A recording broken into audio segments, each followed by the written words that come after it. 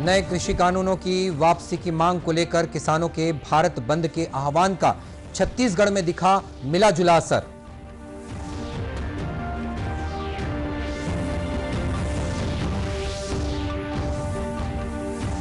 मुख्यमंत्री ने कहा, सरकार एमएसपी की गारंटी दे। भाजपा की प्रदेश प्रभारी पुरंदेश्वरी ने नए कृषि कानूनों को लेकर लोगों को भ्रमित करने का लगाया आरोप।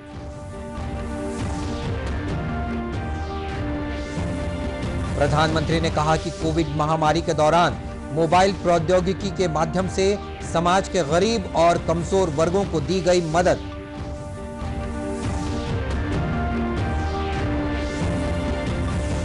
और कोरोना मामलों की संख्या में लगातार आ रही है गिरावट।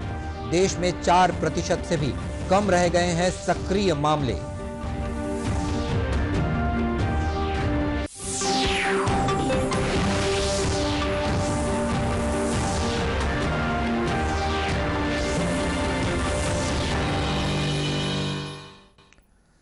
नमस्कार, आप देख रहे हैं दूरदर्शन समाचार। मैं हूं मनीष अहलुवालिया और अब समाचार विस्तार से। नए कृषि कानूनों की वापसी की मांग को लेकर किसानों द्वारा आज किए गए देशव्यापी बंद के आह्वान का छत्तीसगढ़ में मिला जुला असर देखने को मिला। भारत बंद के आह्वान को राज्य में कांग्रेस के साथ व्यापारी संगठन, चैंबर और कैट ने भी समर्थन दिया। आज राजधानी रायपुर में कांग्रेस कार्यकर्ताओं ने एक मोटरसाइकिल रैली निकाली और व्यावसायिक प्रतिष्ठानों को बंद रखने की अपील की। संसदीय सचिव और विधायक विकास उपाध्याय ने कहा कि किसानों के समर्थन में लोगों से शांतिपूर्ण ढंग से विभिन्न व्यावसायिक संस्थानों को बंद रखने की अपील की जा रही है। दूसरी ओर भारतीय जनता पार्टी ने इस बंद का विरोध किया। पार्टी के राष्ट्रीय उपाध्यक्ष और पूर्व मुख्यमंत्री डॉक्टर रमन सिंह ने आरोप लगाया कि जनता का विश्वास खो चुके राजनीतिक दल अपना अस्तित्व बचाने के लिए किसानों का सहारा ले रहे हैं। अपना अस्तित्व खो चुका है। जो राजनीतिक दृष्टि से जो जनता का विश्वास खो चुके हैं, अब किसानों के कंधे पर बंदूक चलाने का काम कर रहे हैं। और ये मैं आपको कहना चाहूंगा, ये कांग्रेस और राजनीतिक दल के बाकी लोग अपना अस्तित्व बचाने के लिए, कांग्रेस के लोग और अन्य दल के लोग किसानों का और इस आंदोलन का सहारा ले रहे हैं। इस बीच केंद्रीय गृह मंत्रालय ने राज्यों को कानून व्यवस्था बनाए रखने के निर्देश दिए हैं। वहीं केंद्रीय कृषि मंत्री नरेंद्र सिंह तोमर ने कहा है कि नए कृषि कानूनों से किसानों का भला होगा। इधर मुख्यमंत्री भूपेश बघेल ने केंद्र सरकार से नए कृषि कानूनों को वापस लेने की मांग की है। आज रायपुर में एक प्रेस वार्ता लेकर मुख्यमंत्री ने कहा कि किसानों के लिए निजी क्षेत्र में मंडी दिए जाने का विरोध नहीं किया जा रहा है, लेकिन सरकार यह भी तय करे कि किसानों की फसल समर्थन मूल्य से कम कीमत पर नहीं खरीदी जाएगी। निजी क्षेत्र में यदि मंडी देना चाहते हैं, हम विरोध नहीं करेंगे, लेकिन एक कानून आप बना दीजिए, एक लाइन और जोड़ दीजिए कि कोई भी, चाहे मंडी हो या मंडी के बाहर निजी मंडी हो या पैन कार्डधारी हो, वो समर्थन मूल्य से नीचे खरीदी नहीं करेंगे। मुख्यमंत्री ने यह भी कहा कि विभिन्न किसान संगठनों द्वारा आज किए गए भारत बंद के आह्वान का कांग्रेस ने समर्थन किया है। और इस बीच भाजपा की प्रदेश प्रभारी डी पुरंदेश्वरी ने नए कृषि कानूनों को लेकर किसानों को बरगलाने और भ्रम फैलाने का आरोप लगाया है। सुश्री पुरंदेश्वरी भाजपा की प्रदेश प्रभारी बनने के बाद पहली बार छत्तीसगढ़ के प्रवास पर आई हुई हैं। इस दौरान आज रायपुर में प्रेस वार्ता को संबोधित करते हुए सुश्री पुरंदेश्वरी ने कहा कि केंद्र सरकार ने किसानों के हित में ही नए कानून बनाए हैं। उनकी अच्छी तरह से उनको डिसेक्ट करके, अगर आप लोगों के पास जो the exact intention of the bill आप मीडिया थ्रू लेके जा सकते हैं, देन इट इज डन। सो ये भड़कावे में आ जाते हैं, भड़का देते हैं लोग केवल अपनी राजनीति के लिए। एक अन्य सवाल का जवाब देते हुए उन्होंने कहा कि छत्तीसगढ़ में ब्लॉक स्तर तक संगठन को मजबूत करने का काम किया जाएगा। साथ ही केंद्र सरकार की जन कल्याणकारी योजनाओं को भी लोगों तक पहुंचाया जाएगा। सुश्री पुरंदेश्वरी रायपुर के डूमरतराई स्थित भाजपा कार्यालय में आयोजित कार्यशाला में भी शामिल हुईं। प्रधानमंत्री नरेंद्र मोदी ने कहा है कि देश की डिजिटल क्षमता अपार है। उन्होंने कहा कि कोविड महामारी के दौरान मोबाइल प्रौद्योगिकी के माध्यम से समाज के गरीब और कमजोर वर्गों को मदद प्रदान की गई। भारत मोबाइल कांग्रेस के चौथे वर्चुअल अधिवेशन को संबोधित करते हुए प्रधानमंत्री ने कहा कि मोबाइल तकनीक के इस्तेमाल से लाखों भारतीयों को करोड़ों रुपए मूल्य के लेन देन का लाभ मिला है। That we are able to provide benefits worth billions of dollars to millions of Indians. It is because of our mobile technology that we are able to help the poor and vulnerable quickly during the pandemic. It is because of mobile technology that we are seeing billions of cashless transactions, which boosts formalization and transparency.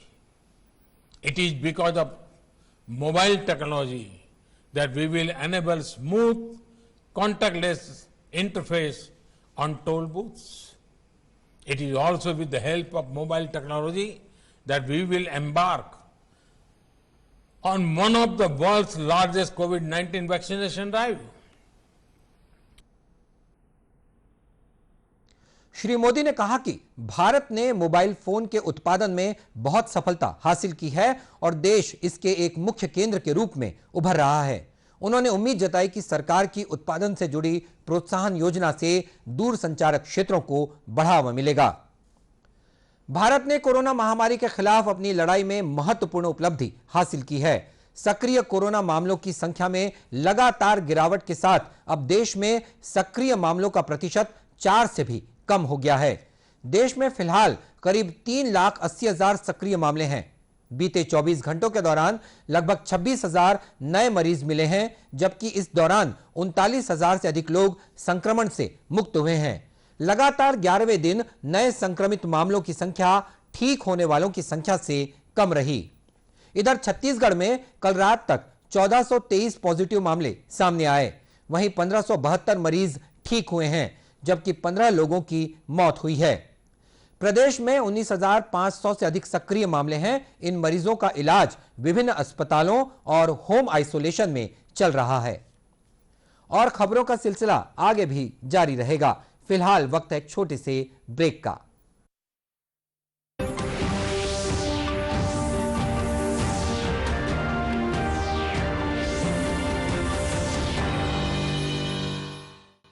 Come on boys, let's go practice. अरे रुक यार, मेरे bank account में गलत entry का problem हो गया। अरे तो बैंक को कंप्लेन करना। बैंक को लिखे 1 महीना हो गया है, बट वो गूगली पे गूगली डाले जा रहा है। तो आरबीआई के बैंकिंग लोकपाल को इन्फॉर्म करो। रुक, मैं समझाता हूँ। जैसे क्रिकेट में थर्ड अंपायर, वैसे ही आरबीआई का बैंकिंग ओम्बड्समैन। आरबीआई कहता है अगर बैंक आपकी कंप्लेंट को 1 महीने में नहीं सुलझाता तो आरबीआई के बैंकिंग ओम्बड्समैन में कंप्लेंट करो। यह आरबीआई का आसान तरीका है आपकी कंप्लेंट सुलझाने का, और वो भी फ्री। समझे? आरबीआई कहता है जानकार बनिए, सतर्क रहिए।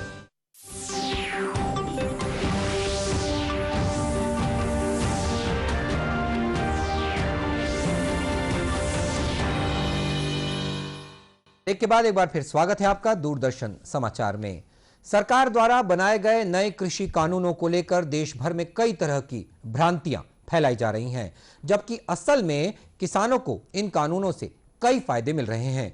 इन कानूनों के बारे में फैलाए जा रहे भ्रमों का मिथक तोड़ने से संबंधित कुछ ग्राफिक्स हम आपको दिखा रहे हैं और बताएंगे कि किस तरह से ये कानून किसानों के लिए लाभदायक हैं। सरकार द्वारा लाए गए तीनों कृषि कानूनों के संबंध में किसानों और आम नागरिकों के मन में कुछ भ्रांतियां हैं और कुछ भ्रांतियां लोगों द्वारा फैलाई जा रही हैं। जो भ्रांतियां लोगों द्वारा फैलाई जा रही हैं उनके बारे में हम आपको बताते हैं और क्या है सच्चाई ये भी हम आपको बताएंगे। इन कानूनों के संबंध में सबसे बड़ा झूठ ये कहा जा रहा है कि अब मंडियों का अंत हो जाएगा, लेकिन सच्चाई ये है कि मंडी व्यवस्था पहले की तरह जारी रहेगी। या दूसरी भ्रांति ये है कि ये कानून किसानों को उद्योगपतियों के खिलाफ कोई न्यायिक सुरक्षा नहीं प्रदान करता है, लेकिन सच्चाई ये है कि ये कानून किसानों को एक ऐसा विवाद निवारण तंत्र उपलब्ध कराता है जहां किसान किसी भी विवाद की स्थिति में अपने सब डिविजनल मजिस्ट्रेट के पास जा सकते हैं। कोई भी राशि बकाया होने की स्थिति में किसानों की जमीन पर कोई भी कार्रवाई करने का अधिकार ये बिल नहीं देता है। एक और भ्रम जो इस कानूनों के संबंध में फैलाया जा रहा है वो ये है कि ये कानून किसानों को उनकी ही जमीन पर बंधुआ मजदूर बना देगा और किसानों की जमीन उद्योगपतियों की हो जाएगी। लेकिन सच इससे बिल्कुल उलट है। ये कानून किसानों की जमीन को बेचने, लीज पर देने और किसानों को बंधक बनाने पर रोक लगाएगा और जमीन के स्पॉन्सर को जमीन के मालिकाना हक या किसान की जमीन में स्थायी बदलाव पर भी रोक लगाएगा। एक और भ्रांति इस कानून के संबंध में कि ये कानून किसानों को कोई भी मूल्य गारंटी प्रदान नहीं करता है। न्यूनतम खरीद मूल्य पर अनाजों की खरीद फरोख्त करने का अधिकार भी भारतीय खाद्य निगम के पास से खत्म कर दिया जाएगा। बिल्कुल गलत। सच तो ये है, इस समझौते के तहत किसानों को फसल के मूल्य गारंटी की सुविधा होगी और किसी कारण से मूल्य भुगतान न होने पर इसमें जुर्माने का प्रावधान होगा। वहीं न्यूनतम खरीद मूल्य की संरचना पर इस बिल का कोई भी असर नहीं होगा। एक और झूठ, कृषि कानून किसानों को न्यूनतम समर्थन मूल्य यानी कि एमएसपी के सुरक्षा जाल से बाहर निकालने की एक साजिश है, जबकि सच ये है कि कृषि कानून एमएसपी को बिल्कुल प्रभावित नहीं करने वाला है। एमएसपी प्रणाली वैसे ही जारी रहेगी जैसे पहले थी। किसानों को बेहतर मूल्य दिलाने में मदद के लिए एपीएमसी मार्केट यार्ड के बाहर अतिरिक्त व्यापारिक अवसर पैदा कर रहे हैं। एक और झूठ जो इस बिल के संबंध में, जो इस कानून के संबंध में फैलाया जा रहा हो ये है कि सरकार चाहती है कि किसान अपनी जमीन पूंजीपतियों को बेच दें। लेकिन सच ये है कि किसानों को कृषि कानून में पर्याप्त सुरक्षा प्रदान की गई है। किसानों की भूमि की बिक्री, लीज या गिरवी रखना पूरी तरह से निषिद्ध है और किसानों की भूमि भी किसी भी रिकवरी से सुरक्षित है। निवारण के लिए स्पष्ट समय सीमा के साथ प्रभावी विवाद समाधान तंत्र प्रदान किया गया है। तो भ्रम के इस मायाजाल को तोड़ना बेहद जरूरी है। बढ़ते हैं अगली खबर की तरफ। प्रदेश में धान खरीदी सहित किसानों की अन्य सभी समस्याओं के निराकरण के लिए डायल 112 की सेवा शुरू की जा रही है। मुख्यमंत्री भूपेश बघेल ने किसानों की समस्याओं के त्वरित निदान के लिए किसानों को इस सेवा से जोड़ने के निर्देश दिए हैं। फिलहाल राज्य में यह सेवा आपात स्थिति में दी जा रही है। मुख्यमंत्री ने कहा कि अब यह सुविधा किसानों को धान खरीदी के इस सीजन से ही मिलनी शुरू हो जाएगी। इसमें फोन कर किसान पंजीयन, रकबे की एंट्री, रकबे की कमी, गिरदावरी में किसी प्रकार की गलती, धान बेचने में किसी तरह की समस्या और आर्थिक सहायता को लेकर हो रही परेशानियों की जानकारी दे सकते हैं। मुख्यमंत्री ने किसानों की सभी दिक्कतों के निराकरण को लेकर जिला कलेक्टरों और पुलिस अधीक्षकों को जरूरी निर्देश भी दिए हैं। इतना ही नहीं, इस नंबर पर किसानों से मिलने वाली शिकायतों और उन पर की जाने वाली कार्रवाई की समीक्षा हर हफ्ते मुख्य सचिव द्वारा की जाएगी। राष्ट्रीय कुष्ठ उन्मूलन कार्यक्रम के तहत गांव को कुष्ठ रोग मुक्त ग्राम बनाने की दिशा में पहल की गई है। इसी उद्देश्य को लेकर आज कुष्ठ विशेष जांच खोज अभियान की शुरुआत दुर्ग जिले के पाटन ब्लॉक से की गई। मेरा ग्राम कुष्ठ मुक्त ग्राम मुहिम के नाम से संचालित इस अभियान के लिए आज स्वास्थ्य विभाग के अधिकारियों और जनप्रतिनिधियों को शपथ दिलवाई गई। अभियान के पहले चरण में जिले के पाटन ब्लॉक स्थित सभी ग्राम पंचायतों में छोटे बच्चों की जांच की जाएगी। कुष्ठ कार्यक्रम के जिला प्रभारी डॉक्टर अनिल कुमार शुक्ला ने बताया कि पाटन ब्लॉक में यह अभियान 24 दिसंबर तक चलेगा। हमारे आगाज 2020-21 जिसमें कि विशेष कुष्ठ जांच जो है खोज अभियान हमने चालू कर दिया है और सभी समस्त जितने भी 146 ग्राम हैं पूरे पाटन ब्लॉक से हमने वहीं से सबसे पहले चिन्हांकित करके निर्णय लिया है, जिसमें कि 12 अति संवेदनशील है और 60 संवेदनशील है और करीब लगभग 74 गांव जो है अपने सामान्य में है। इनको चिन्हांकित कर करके हम इसमें आज से ट्रेनिंग सभी ग्राम पंचायत में 9-9 हर दिन का निर्धारित हो गया है। आज से लेकर के 24 दिसंबर तक ये अभियान चलता रहेगा और सर्वे भी हमने आज से चालू कर दिया है। और अभियान के दौरान आज एक जन जागरूकता रैली भी निकाली गई, जिसमें स्वास्थ्य कर्मियों के साथ मितानिनें और जनप्रतिनिधि भी शामिल हुए। तो समाचार के इस अंक में इतना ही, लेकिन जाने से पहले एक जरूरी संदेश। कोरोना से बचाव के लिए मास्क, सैनिटाइजर के साथ ही सोशल डिस्टेंसिंग का भी पालन करें। याद रखिए, कोरोना को हराना है, मास्क जरूर लगाना है। और इसी के साथ ये समाचार बुलेटिन समाप्त हुआ। नमस्कार।